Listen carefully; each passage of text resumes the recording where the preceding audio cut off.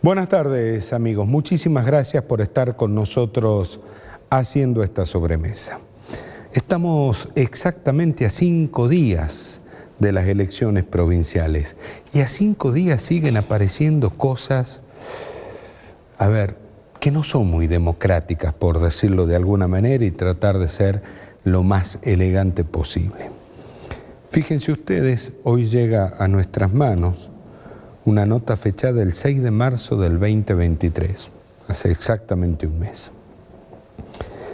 Una nota dirigida a la Secretaría de Gestión Educativa, profesora Elisa Zamora, quien suscribe Elisa Ingrid Carretero en carácter de directora provincial de Relaciones con la Sociedad Civil dependiente de la Secretaría de Justicia del Ministerio de Gobierno y Justicia de la provincia de Jujuy. Se dirige usted a los efectos de solicitar pueda conceder autorización para que desde esta área a mi cargo ingrese equipo técnico a las instituciones educativas de nivel secundario, a brindar información técnica para poder hacer uso del derecho a voto, ya que la reforma de Ley de Ciudadanía sancionada en el año 2012 extendió el derecho a votar en elecciones nacionales a los jóvenes entre 16 y 18 años. Uno lo ve así y dice, bueno, dentro de todo es más o menos razonable. El problema es que estos equipos técnicos, entre comillas, del Ministerio de Gobierno eran integrados, entre otros, por diputados provinciales. Diputados provinciales que no tienen nada que ver con los equipos técnicos del Ministerio de Gobierno. Es otro poder. Pero en realidad, ¿qué se esconde detrás de esta nota que lleva la firma de la señora Elisa Ingrid Carretero? Ni más ni menos que los únicos que pueden entrar a las escuelas lo pongo muy entre comillas, charlar con los chicos, son los dirigentes del oficialismo. Todos, absolutamente todos, repudiamos cuando la cámpora se mete en las escuelas a adoctrinar a los chicos. Ahora la pregunta es, ¿qué diferencia hay entre lo que hace la cámpora y lo que hace el gobierno de la provincia de Jujuy? Absolutamente ninguna. Quizás la única diferencia es que no llevan banderas como la cámpora.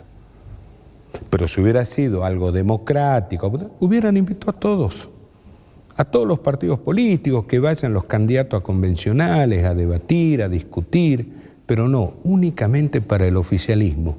Y esto tiene que ver con la voracidad de un gobierno que cree que cada escuela en la provincia es un subcomité. Y esto basta de hacer política con la educación. Por hacer política con la educación unos y otros, tenemos los resultados que tenemos hoy con los chicos. En vez de preocuparse de que vayan a hacer militancia y adoctrinamiento a las escuelas, preocúpense por lo que les enseñan a los chicos y para qué los están preparando. Insisto, no hay ninguna diferencia entre lo que hace la cámpora, que es absolutamente repudiable, y lo que hace el gobierno de Gerardo Morales. Esto es una de las cosas que vamos a hablar hoy. Nos va a acompañar la doctora Alicia Chalave, a la postre segunda candidata a convencional constituyente en el Frente Unidos por Jujuy. 30 segundos y estamos con ella.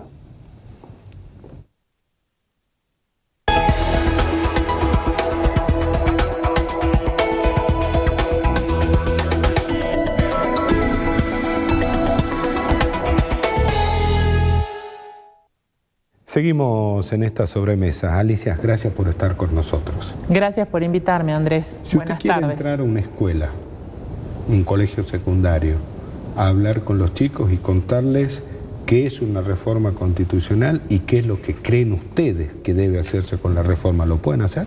No nos dejan entrar. No. ¿Y por qué el oficialismo sí? Porque, bueno, ahí tenés la respuesta con las autoridades a las que se está dirigiendo, ¿no? Porque si es una autoridad del Ministerio de Educación, seguramente les van a habilitar esta instancia para poder hablar con los jóvenes. Y después me imagino por la preocupación de que son los jóvenes la mayoría de los electores. Hay 150.000 jóvenes. Bueno, a esto me parece que tiene que ver con algunas encuestas. Hay encuestas en manos del gobierno que dicen que del sub-35 los votos a Javier Milei duplican los votos a Gerardo Morales. Y si eso lo medimos de sub 30 para abajo, triplica. Me parece que tiene que ver más con esto que con otra cosa. Sí, por supuesto, tiene que ver con eso y además estamos a 3 días, 4 días del comicio y la mayor parte de las personas no sabe que se va a votar, menos los jóvenes.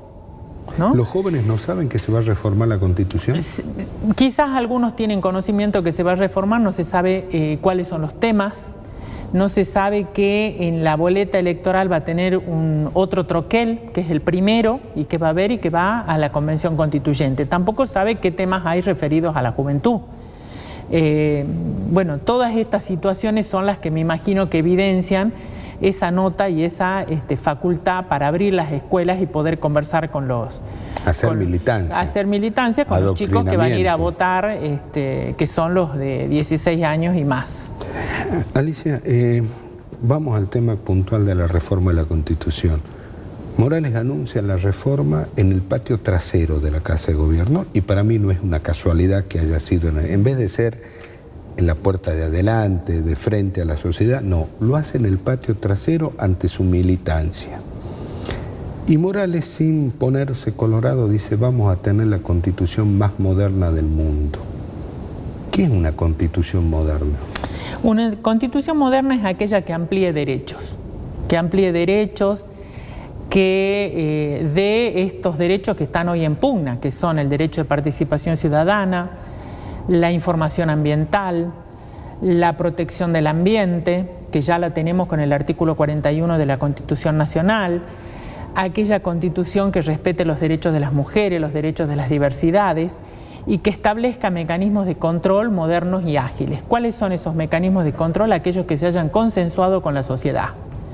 Esta Constitución es un proyecto del Poder Ejecutivo que se mandó a la legislatura y que así como se lo mandó se aprobó. Y se aprobó con el voto de un diputado que dio el acuerdo. Posadas. Posadas en esta legislatura que ha dado el acuerdo a leyes muy importantes en nuestra provincia que son las responsables de la situación que tenemos hoy en la provincia de Jujuy.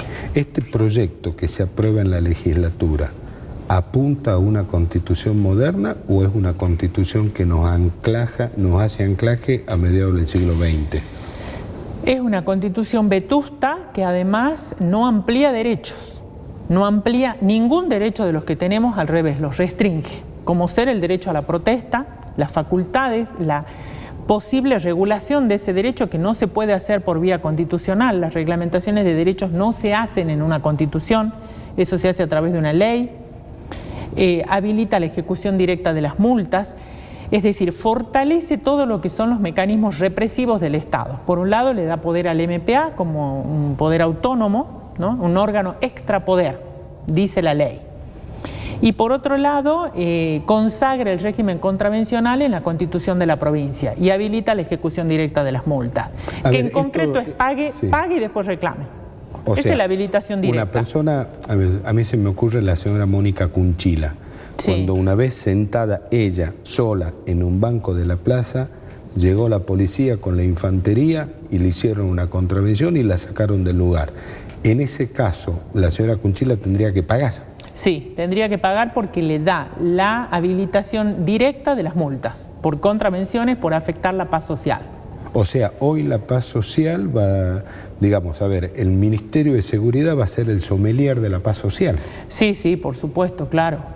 Sí. Bueno, al darle esa herramienta va a significar que esa persona, esa organización, esa institución que tenga la contravención va a tener que pagarla. Te doy un ejemplo. Esto pasó durante años con la factura del IMSA. LIMSA, la empresa de limpieza de acá de la ciudad de Jujuy, tenía la vía de apremio, que significaba que el Estado municipal, que es el concedente, le creaba el título para que puedan ejecutar directamente la deuda en la justicia. Durante años peleamos esa ejecución directa de ese servicio y logramos que se ordinarice, es decir, la persona tienen que hacer esa ejecución a través de un juicio ordinario, donde tengo mayores mecanismos de defensa, donde tengo un plazo, donde hay un juez que se supone que es imparcial y donde uno puede ejercer con plenitud su derecho de defensa. Esto se ha logrado de que se se haga una vía ordinaria. Esto es lo que, al revés de esa situación que te estoy mencionando, se le va a dar la habilitación directa para la ejecución de las multas. O sea, el ministro de Seguridad va a tener esa potestad a partir de ahora. Se consagra el régimen contravencional y se pretende establecer también, bueno, las atribuciones, los deberes, cómo lo van a componer, cómo va a ser ese órgano constitucional. Esto es lo que no sabemos. Hay también que decir que esta ley tiene 16 artículos, la ley de reforma de la Constitución, que es la 6.302, con un detalle de los artículos a reformar. No tenemos el proyecto. No se ha discutido con la ciudadanía el proyecto de reforma. Por supuesto que cada artículo va a tener su desarrollo y va a tener qué es lo que se quiere legislar. A ver, para entender bien, se modifica determinado artículo. Sí. Esto significa que el bloque oficialista va a decir, esta es la redacción que nosotros proponemos, redacción que ya debe estar lista, no tengo la menor duda. No tengamos la menor duda. Y en 2 segundos está aprobado. En 2 segundos está aprobado si no obtenemos los votos necesarios. Nosotros, la lista 501 y el Frente Unidad por Jujuy, tiene la postura de rechazo a la reforma constitucional. Y lo hemos planteado por varias cuestiones. La fundamental es que no hay participación ciudadana. No hubo en la elaboración del proyecto, no es una necesidad sentida de la ciudadanía hoy. Hay un sinfín de artículos, pero los más importantes son estos que estamos conversando, que nos llevan a plantear el rechazo a la reforma de la Constitución.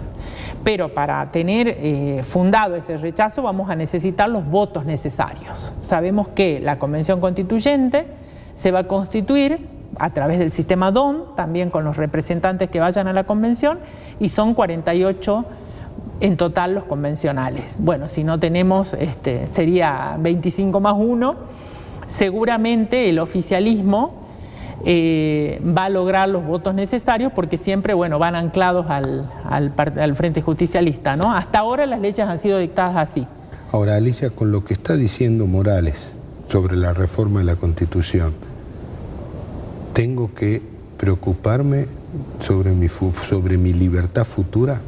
Sí, sí, por supuesto, es como un régimen de libertad vigilada, ¿no? Un régimen donde yo puedo hacer estrictamente lo que está permitido.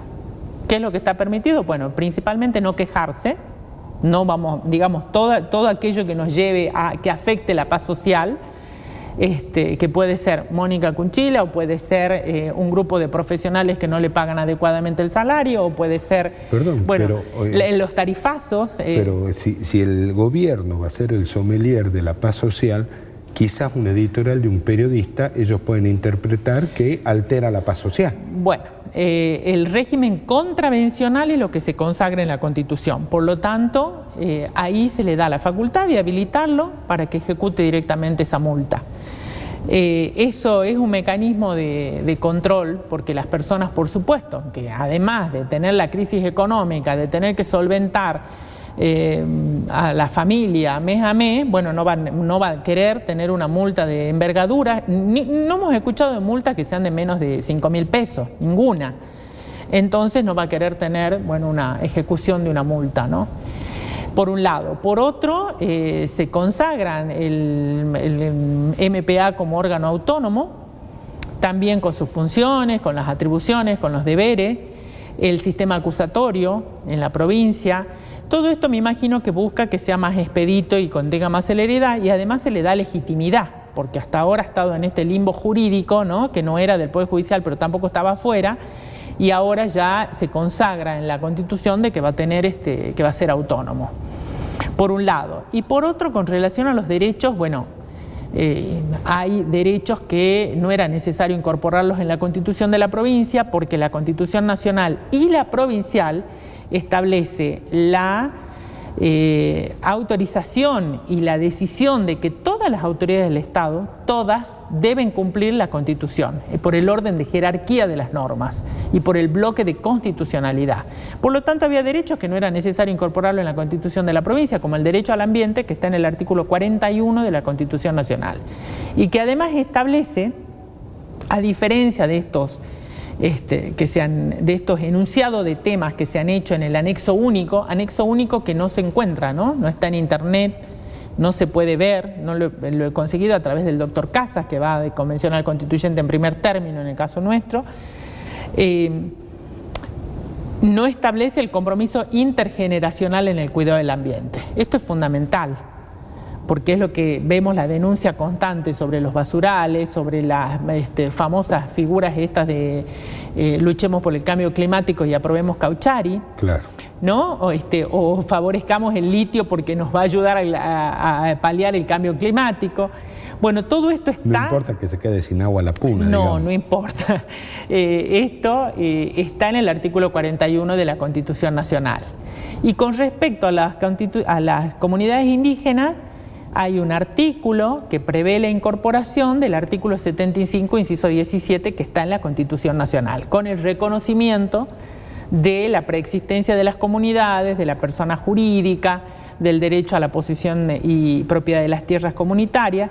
No era necesario. O sea, la sociedad, en vez de tener más derecho, va a tener menos con esta Constitución. Va a tener los mismos que están ya legislados en la Constitución Nacional, y con respecto a la libertad, al derecho de circulación, a la expresión, van a ser restringidos a través de estos órganos que estamos comentando.